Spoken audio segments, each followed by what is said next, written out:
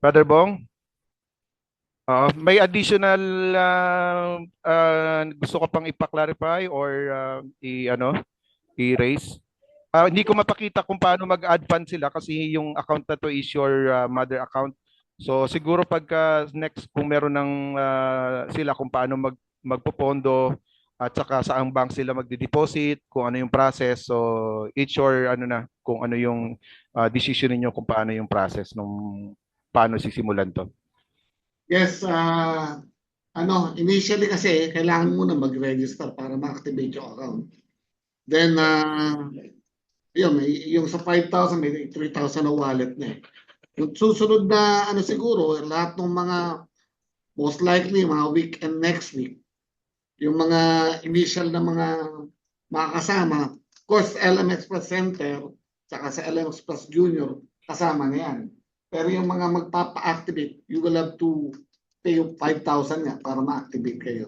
Tapos, kukontak tayo ng technical at para doon sa mga mag-start na, most likely next week, mga Friday, I think. Friday or Saturday. Yun po. Tama po yun. Actually, kung magsisearch man po kayo online, may mga makikita po kayo nagmamarket na katulad nito and you will find out kung gaano po kamura yung offer ng company sa inyo for you to have this platform.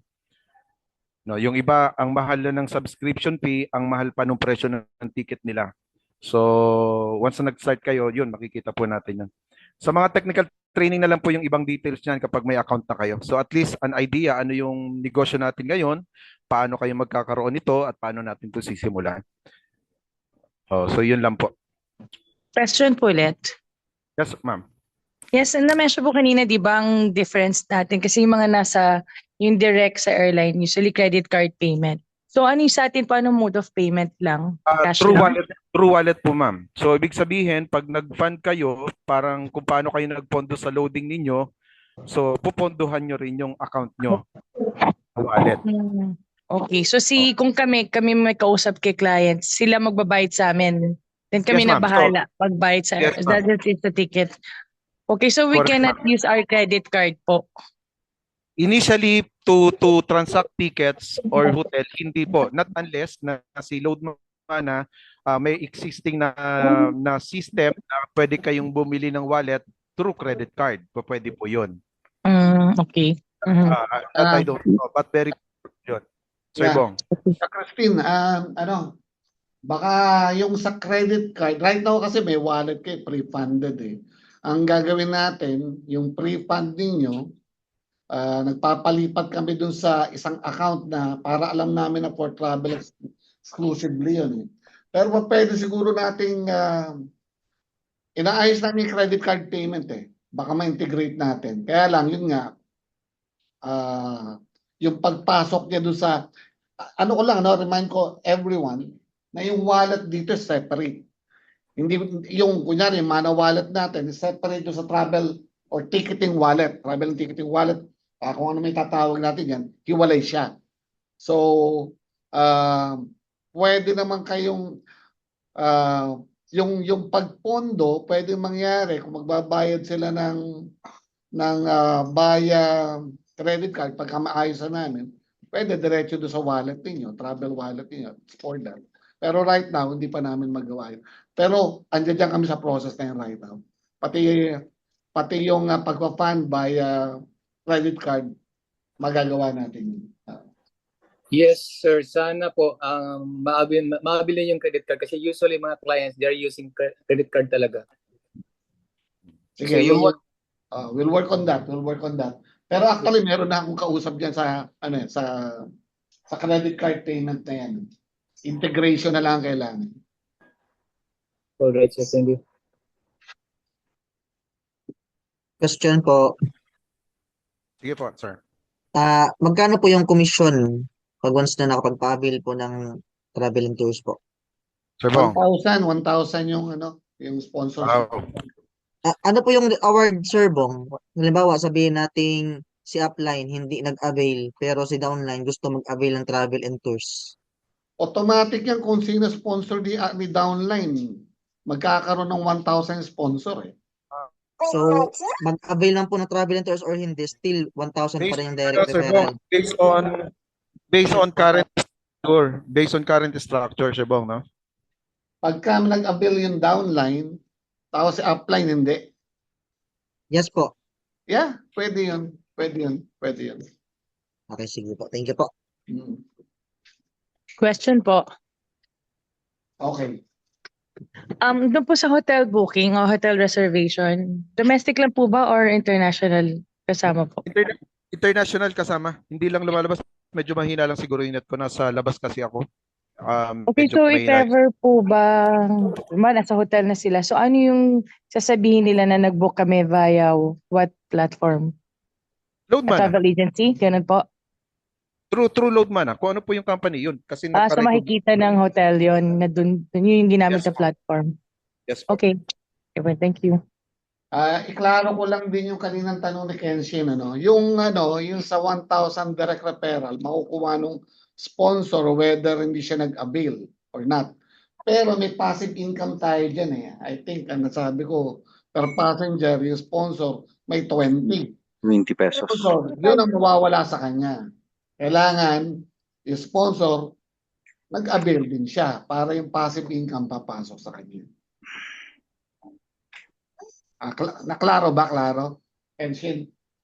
Yes po, yes po. Pag hindi member, one time lang kikita. Pero pag member ka, lifetime ka kikita. Yes, may royalty sponsor. Okay? Tapos may, nagtanong din si Ma'am Christine kanina. Si Ma'am Christine may nagtanong pagka may mga cancellation. Kasi ako nasubukan ko ibang platform, bago tong ating platform na to. Meron akong canceled flight na galing akong Manila going to Bicol. Tapos ang ginawa ko napilitan ako mag-byland papuntang Bicol kasi may speaking engagement ako sa Loadman during that time. Pero ang na-book ko nun, Cebu yata yun. Cebu Pacific din kasi yun eh. So nung pagdating ko ng Manila, na-request ko for refund, okay naman. Depende yan, I think, sa airline, Cecil. Yes. Saka doon sa conditions. Doon kasi nag-cancel sa Cebu Pacific. Kaya, na-rebook sa ibang date. Magkakaiba po kasi yung policy ng each airlines. Kaya medyo yung discussion yun sa mga technical training. Okay. Sige. May questions pa? Question, sir. Sige, go ahead, Mel. Basically, we are talking about airlines booking. Have we not also considered, sir, to have this kind of booking yung sa shippings? Siguro coming boat? soon, baka later on. Tapos by Mhm. land. By land. Sir, possible ba yan later on?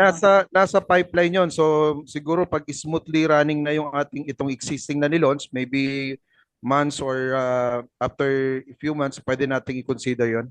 Pwede Mhm. natin. Pag na-incorporate na yun sa sistema natin, ay pasok na rin siya, nagma-mark up pa din tayo, tama? Yes. Yes. Yeah, okay, that's good. And going back to dun sa hotel accommodations, may question lang ako. Since nagma-mark up tayo sa airlines in other possible na pwede nating ma-incorporate later, yung sa mga hotel accommodations, local, international, nakakapag-mark up pa tayo? Yes. Okay. So ilang percentage ang pwede nating i-mark up pag hotel accommodation? Hindi siya by percentage, by amount. Okay. So By the amount. Tangan natin para pakita ko sa inyo kung paano. Okay, thank you. Ito dito sa part ng service charge. Pag clinic mo yung service charge, ayan. Okay. Yung presyong nakita nyo kanina, may markup na 200 So kasi may nakalagay tayo na may nakalagay pala na markup dito sa Domestic dashboard na to. Okay. So naglagay ka ng domestic, international, magkakaiba yung hotel. So kung maglagay ka dito kung magkano, yun yung ma-upgrade doon sa bus. So Okay. ini-update mo to kahit tabi mo yung clients mo. To joke lang to pero ginawa to ng isang subscriber. Nag-markup siya ng 1,000 tapos diniscount niya ng 500. So, parang kasi 'di ba nag-markup siya ng 1,000. O nakita mo ang presyo at 4,000 pero 1,000 ang markup niya. O discount kita ng 500 parang gano'n. So, kasi ang markup niya 1,000. So strategy na lang, tinaasan yung markup pero diniscount. Pero nakita niya yung presyo na yun. 'Di ba? Katabi niyang binok kasi as long as na hindi niya naman bibisit to yung service charge dashboard mo, hindi niya makikita kung magkano yung markup. Mhm. Ah. Dito sa dashboard natin may 200, pwede pa mabago naman to. Yes po, yes. Okay. Yes, brother Mel. Okay, thank you. Alright, alright.